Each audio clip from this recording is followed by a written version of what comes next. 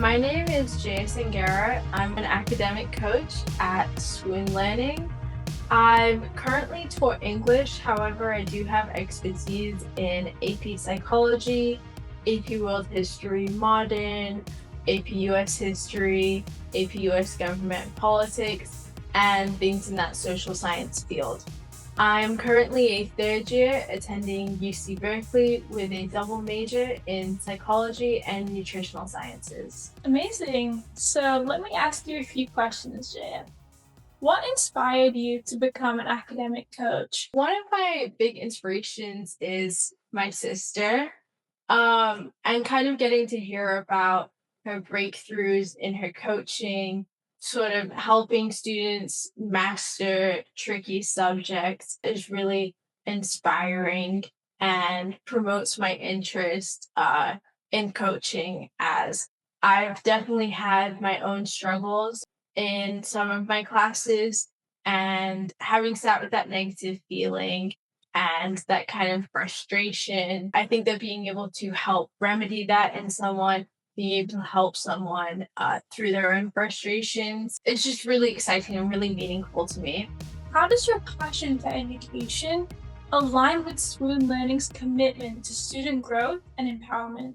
I think that the confidence that comes from achieving academically can allow you to be empowered and to be able to move through life with sort of a skill set and a toolkit that allows you to do well. I think that's a great point, and I like that you prioritize fostering that for your students. How would you describe your coaching style and personality, and how do you think that really influences your students? I'd say that my coaching style is pretty regimented. I try to make an agenda right before class, and I have a strong priority on the things that they are currently learning. I say that this influences my students to put a strong emphasis on their classwork. I wouldn't say work the system, but to kind of understand the ways that classrooms are structured and how to get the most out of the education in that sense. My personality when I'm coaching is very achievement oriented. I think that kind of that instant feedback is really key. I think that's great, honestly. I think that feeling like you're going in the right direction, feeling like you're getting questions correctly, can build students' confidence. And I know that one of my former teachers had told me that 80% of a test is confidence. And so I think that having that confidence when you go into your exams and when you're doing your assignments, it can actually have these like visible, tangible, real results of doing a lot better. How do you tailor your coaching methods to fit distinct learning styles and temperaments of your individual students? I try to understand what's been taught in the classroom and then build off of that and make sure that I'm not straying too far or into things that haven't quite been covered yet or have been covered in a different way. Just to make sure that everything's really uniform, that students can build up on what they're being taught as opposed to develop not quite their skills that maybe they don't have a strong foundation for. My job is to help build that foundation as opposed to look towards more of those extra skills. Regarding students' temperaments, I try to do a lot of independent work and then just guide students through that. So I'll watch a student write an essay, whatever they're working on. And then once they've written a sentence, I would say that writing is definitely a recursive process. And so once they've written a sentence, or maybe we're at that level where they're writing paragraphs, I'll stop after the paragraph and we can kind of read through it again, work through it to manage and try to see where our areas for improvement are. I think that's really great. And I think that that individualized approach can be really beneficial. For sure. Do you have any strategies for motivating students? So, kind of related to the temperaments, but if you have a student who doesn't really want to engage with the lesson, how do you approach that and navigate the situation? In the initial meeting, I try to have a conversation with my students about what the short term and long term goals are. And then in every lesson, I try to connect the learning towards the short and long term goals so they can really kind of visualize themselves succeeding in their pursuits and being able to see how much they are learning and how far they're able to come. And this sustains the momentum of learning. I think it's really easy once you sort of hit a roadblock to get really bogged down, not really have as much motivation in your learning. And so being able to see how far you've come is helpful. Yeah, I think that can really help having a goal and something that you're working towards so it doesn't feel like you're doing work for nothing. And putting meaning into the lessons and how this helps. There's always like the memes that go around of like, oh, like I've never done this algebra in my whole life, basing it in these real life situations and in careers and meaningful connections to students. Like I said, in terms of an agenda, being able to check things off and having that sort of instant feedback of, okay, yeah, I've completed this is also helpful in terms of motivation. Yeah, I would say that's something I even implement in my day to day as well. So that's great.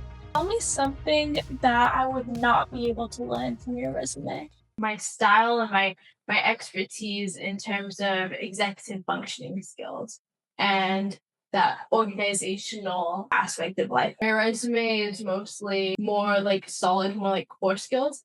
And so these kind of softer skills aren't quite so visible. Specific to my coaching, I'd say that I try my best to offer my students a variety of options with their learning. I've tried mnemonic devices, I've tried making stories, maybe making songs to help them remember different vocabulary or different tools to use in their writing, different ways to check. You can't get a gauge or get a feel for my sort of knowledge in that area of soft skills from my resume. Yeah, I think that blending of skills and content is really important to teach students as well. Like, obviously, it's important to have and like have these different skills, but I think to be able to impart them to others, especially like younger students, I think that that is in itself its own skill as well. Yeah, definitely. My name is Ria Sanghera, and I'm a fourth year electrical engineering student at UCLA. And I'm also an academic coach at Swoon Learning, and I have been since my freshman year. I teach high school integrated math for grades 9 through 12, algebra 1 and 2, geometry, and pre calculus. Now, I have a few questions for you. So, firstly, what inspired you to become an academic coach? I was inspired to be an academic coach because I knew for myself, my own personal journey, especially in math, I really struggled. I actually had my own math tutor at a young age, which allowed me, in my opinion, to become the engineer that I am today. And I really hope to inspire future students to have that same support. How does your passion for education align with Swoon Learning's commitment for student growth and empowerment? As an older sister, I didn't have another older sibling to ask for advice or to help me teach me how to do different things, especially math, which I really struggled with. And so now being able to teach my students and give them the opportunity and just reinforcement that they can do a hard subject and they can do whatever they want. And, if you want to be an engineer, you can do it, even if you don't feel like math is your strong suit, you can build on it. And when you learn things in a different way that really clicks with you and you really start understanding concepts, it is just a really great feeling. And so that's how I want to encourage my students to grow and just figure out how they learn best, even if it's not conventional to what is being taught in classrooms. And I want to offer that for them. Yeah, your passion definitely shines through in your answer. My second question for you is, how would you describe your coaching style and personality? And how do you think it influences your students? My coaching style is very adaptive to my students. So when I have different students with different needs, it can make me think outside of the box in terms of how I approach the lessons and sessions that we do. For example, perhaps a younger student who struggles with some focus issues may benefit with a gamified version of our sessions where we are completing games or we have these rewards and reinforcements to keep going and keep learning and keep trying our questions. Or perhaps someone who's really, really close to understanding a concept, but there's one little thing that they don't understand. They would benefit more from some practices where they take the role and they take the lead. I'm not really explaining too much, but I'm just guiding them and making sure we're on the same track. My overall style is to be supportive of the students, be adaptive, and to not really just be a tutor and a coach, but to be more of a mentor, providing life guidance and career advice, expanding the boundaries of tutoring so that I can be there for my students in any way that they need, especially at such formative years and formative ages when I think that having advice and having a little bit of direction and guidance and support from someone a little older than you who is in college and is like been there and done that and gone through the process, I think that that can really help. Yeah, you sound like a really strong, good influence on your students. What do you think your students would say is your most defining characteristic as a coach? My most defining characteristic is just that individualized approach, that looking after my students and just specifically tailoring everything that I'm doing for them. Just, my sessions, even if it might be the same subject, but I have different students, I try to approach the way that I teach the subjects differently, whether that's examples with topics that they find an interest in, whether that's taking a quick break to let them tell me about something that they've found interest in at school or outside of school, or what's the new video games that are out there, what's a sea animal that they enjoy, or anything just to keep them engaged and active throughout my lessons. And I think that that's the defining characteristic is that the sessions are individualized for the students so that they can get the most that they can out of it. Sounds like you definitely take time for your students. Is there any advice that you have for students wanting to balance their academic and their extracurricular lives?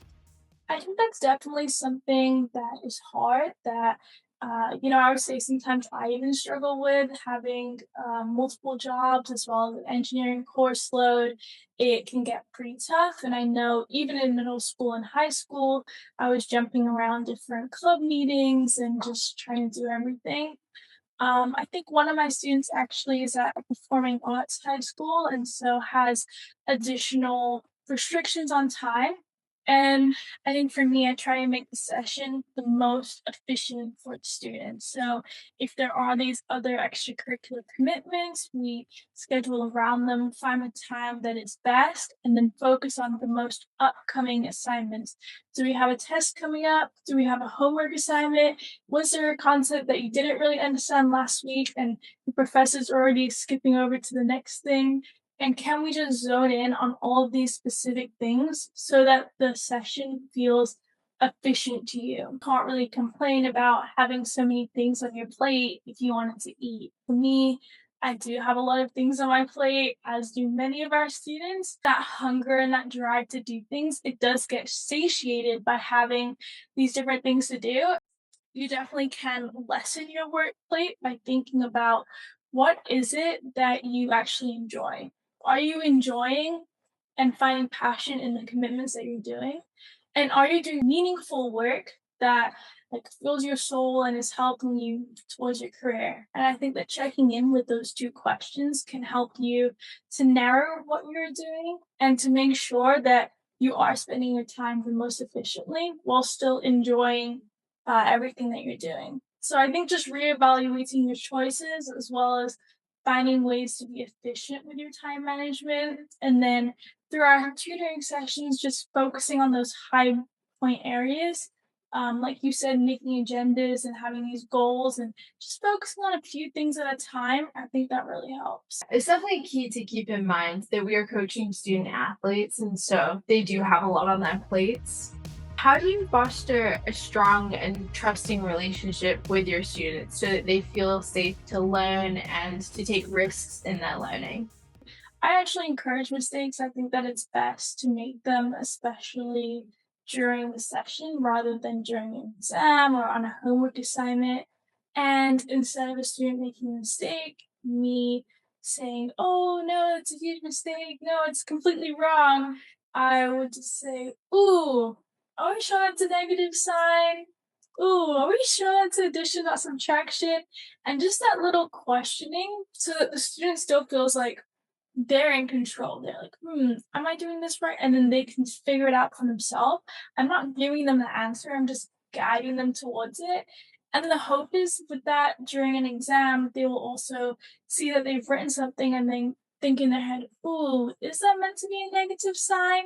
And I think that that will really help with those little mistakes that are so common is like just taking that pause and questioning and just feeling safe that you can make mistakes is completely normal. And I actually think it's better for your learning because then you create that like cognitive reinforcement and cognitive idea that okay, let me just make sure I'm checking something, like let me make sure from the last mistake I just made it's reinforced my memory. Let me make sure that when I look at my new practice problems that I'm doing, I'm not repeating the same thing. And so I think that's a really fundamental part of tutoring. I definitely agree. Self correction is really key to ensuring that you can kind of check yourself, especially on those individualized exams where you may not have your academic coach with you. Thank you so much for answering those questions. Yeah, thank you for the interview. That was great.